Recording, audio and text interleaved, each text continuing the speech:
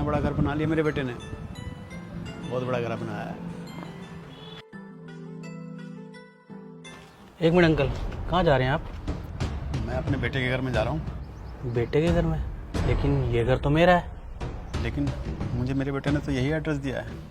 नहीं अंकल जी, मुझे ऐसा लगता है आपके बेटे ने आपको गलत एड्रेस दे दिया। अच्छा, एक मिनट, वैसे आपके बेटे का नाम क्या है? ऋतिक।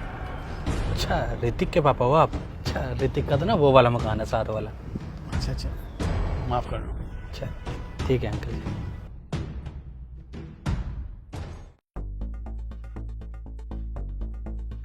मकान तो ये भी काफ़ी बड़ा है। ऋतिक ने शहर में आके काफ़ी तरक्की कर ली, मुझे देख के बड़ा खुश होगा।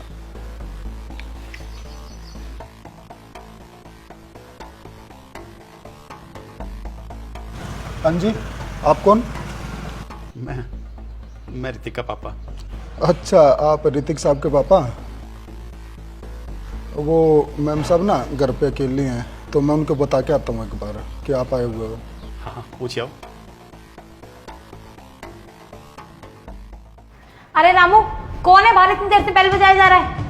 मैम साहब, वो साहब के पापा आए हुए हैं। अच्छा, ऋतिक ने अपने गवार बाप को फिर यहाँ का एड्रेस दे दिया। अच्छा, तुम एक काम करो, बहाना लगा दो, ऐसे कहो ये ना ऋतिक वर्मा का नहीं, ऋतिक शर्मा का घर है, और भेज दो उन्हें। अरे जाओ, खड़े क्या हो? ठीक है मैम साहब।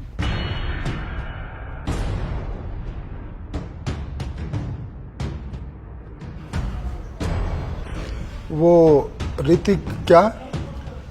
ऋतिक वर्मा। नहीं नहीं नहीं, ये तो ऋतिक शर्मा जी का घर है। आप ना गलत एड्रेस पे आ गए हो। अरे बाबूजी आप अरे ऋतिक बेटा, तू यहाँ कैसे? आप यहाँ क्या कर रहे हो? घर के अंदर चलो ना। अंदर? ये घर तो ऋतिक शर्मा का है ना। ऋतिक शर्मा का? किसने कहा आपसे? तेरी हिम्मत कैसे हुई बाबूजी से झूठ बोलने की? वो साहब, बस चलो बाबूजी आप अंदर।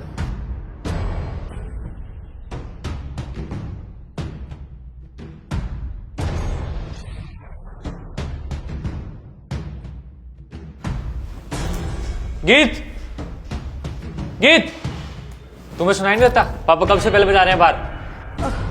रामू, तुमने बताया क्यों नहीं कि पापा कब से बाहर खड़े हैं? और तुम पागल हो के उन्हें धूप में खड़ा कर रखा था। चलिए पापा आप अंदर।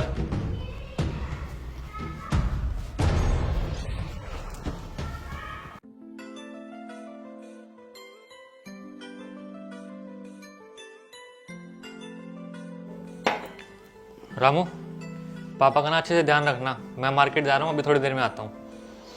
साहब मेरे को ना कुछ पैसे दे देते हैं, मेरी माँ की तबीयत खराब है। पैसे चाहिए? जैसी तुम्हारी हरकत है ना, तुम्हें उसी टाइम निकाल देना चाहिए था मुझे। ये तो बस मेरी मजबूरी है, तुम्हें 2 महीने की सैलरी मैंने एडवांस दे रखी है। साहब मेरे को थोड़े से पैसे दे देते हैं, क्योंकि मेरी माँ की ना तबीयत बहुत ज़्यादा खराब हो रखी है। अच्छा, ये तुम्हारी माँ की तबीयत को देख के ना मैं तुम्हें 500 रुपये दे रहा हूँ, इससे ज़्यादा नहीं दे सकता मैं तुम्हें। और हाँ, तुम्हारे पैसे पूरे होने के बाद ना अपना रास्ता नाप लेना। ठीक है बाबूजी, मैं चलता हूँ। रामू, जी साहब। मुझे ऐसा क्यों लगता है, जो तुमने कल हरकत की, मुझे गलत एड्रेस बताया, वो तुमने अपनी मालकिन के कहने पर किया है। जी साहब। तो तुमने सारा इल्जाम अपने ऊपर क्यों ले लिया? तुमने मेरे बेटे को बताया क्यों नहीं कि मैम साहब ने ऐसा बोला है?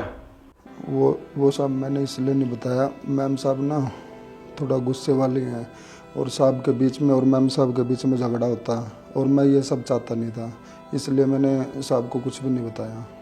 अरे जहाँ तुम्हारी बेइज्जती होती हो और मेरा बेटा तुम्हारा थप्पड़ मारता हो, तुम नौकरी छोड़ के चले जाओगे और ये इल्जाम अपने सर पे लेके जाओगे? साहब, और मैं करता भी क्या, मम्मी की तबीयत थोड़ी ज़्यादा ख़राब है, तो इसलिए मजबूरी में यहाँ रहना पड़ रहा है। ठीक है, मैं अपने बेटे से बात करता हूँ। अच्छा, ओ बुड्ढे, क्या बात करेगा तू अपने बेटे से? शायद तू भूल रहा है कि ये मकान ना मैंने अपने दम पर बनाया और अपनी कमाई से बनाया, और तेरा बेटा करता ही क्या है? ना वो काम करता है, ना उससे घर के काम ढंग से होते, और तुम बाप बेटे बोल कैसे लेते हो? बुढ़ा है ना, बुढ़े की तरह रहे, 2 वक्त की रोटी मिल रही है ना आराम से, वो भी तेरे से नहीं खाई जा रही, उसमें भी तेरे को इंटरफेयर करना है और अपनी चेचे मचा रहा है। ठीक है रिबू, तुमने माना जिंदगी में पैसा बहुत कमाया, लेकिन तहजीब, तमीज, संस्कार वो शायद खो दिए हैं। बड़ों की तो इज्जत मानो करना भूल ही गए हो। मैंने सोचा था शहर में आके मेरे बच्चों ने तरक्की की होगी, तरक्की तो की, लेकिन सबसे बड़ी चीज़ खो दी, संस्कार। और तुम्हें तो ये भी नहीं पता तुम किससे बात कर रही हो। मैं तुम्हारी बाप की उम्र का हूँ। अबे ओ चुप कर, ये अपने गांव वाले तरीके ना यहाँ मत आजमा। और तू मुझे सिखाएगा किससे बात करनी है कैसे नहीं। मैं बाहर जाके कमाती हूँ, लोगों में रहती हूँ, तो मुझे पता है किससे कैसे बात करनी है कैसे नहीं। और वैसे भी जिसकी जितने औकात होते हैं ना, उससे उतना ही बोला जाता है। ठीक है, तुम शहर वाले हो, तुम्हें तमीज़ है बोलने की किससे कैसे बात करनी है। अरे हम गांव वाले ठीक हैं, हमें ये पता है कि किसको इज्जत देनी है किसको नहीं। लेकिन तुम तो बड़े छोटे का ना लिहाज करना भूल गई। अच्छा मैं तुम्हारे साथ नहीं रहता, नहीं तो मुझे रोज ये देखना पड़ता। और तुम ये कह रहे ना मेरा बेटा कुछ नहीं करता। तुम कब से कमाने लगी? 4 साल 5 साल? उससे पहले तो वही कमाता था ना। उसने कभी तुम्हारे माँ बाप से इस तरीके से बात की? क्या तुमसे गलत बोला? नहीं बोला ना। यही तो कमी है आज की जनरेशन की। आदमी कमाए ना, कभी अपनी कमाई का रोब नहीं झाड़ता, लेकिन औरत कमाने लग जाए ना, तुरंत अपनी कमाई का रोब झाड़ने लग जाती है। घर कैसे बसेगा बहू? घर जब बसता है जब दोनों एक दूसरे की इज्जत करें। अगर आदमी का काम नहीं लग रहा ना, तो औरत उसको ताना ना मारे, जैसे कि आदमी नहीं मारता। और तुम आदमी क्या, तुम तो अपने आदमी के बाप को ताना मार रही हो। मैं भी इस घर में नहीं रहूंगा, मैं जा रहा हूं। गीत, ये क्या तरीका पापा से बात करने का? तो गलत ही क्या बोला मैंने? पापा आप ना बिल्कुल सही कह रहे हो। जिस घर में आदमी की इज्जत ना हो ना, उसे वहाँ नहीं रहना चाहिए। और तुम जो ये घर घर करती रहती हो ना, ठीक है, ये घर तुम्हारा ही है ना, तो तुम अकेले ही रहो। मैं पापा के साथ जा रहा हूँ गाँव। चलिए पापा आप। साहब 1 मिनट, मैं भी इस घर में रह के क्या करूँगा? मैं भी आपके साथ ही चल रहा हूँ। वैसे भी 2 महीने बाद मेरे को जाना तो था इस घर से। पापा, ऋतिक, पापा मुझे माफ़ कर दो। मुझे अपनी गलती का एहसास हो गया कि मैंने आपके साथ बहुत गलत करा। आप बिल्कुल सही कह रहे थे कि शहर में आने के बाद ना बच्चे अपने संस्कार भूल जाते हैं, ये भी भूल जाते हैं कि हमें अपने बड़े छोटे से कैसे बात करनी चाहिए। और ऋतिक, आप भी मुझे माफ़ कर दो। मैं सारा दिन आपके साथ भी तेरा मेरा करती रहती हूँ। मैं ये कैसे भूल गई कि हम दोनों की शादी हुई है, और शादी के बाद हम दोनों एक ही तो हैं, फिर तुम्हारा या मेरा क्या?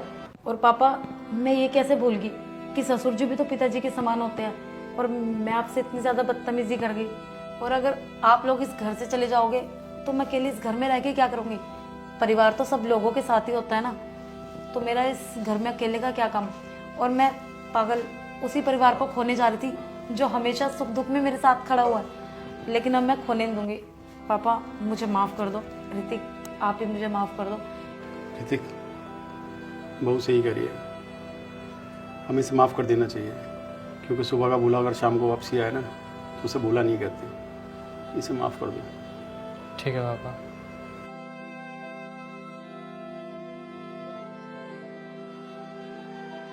आप लोग बैठो, मैं खाने की तैयारी करती हूँ। रामू चलो।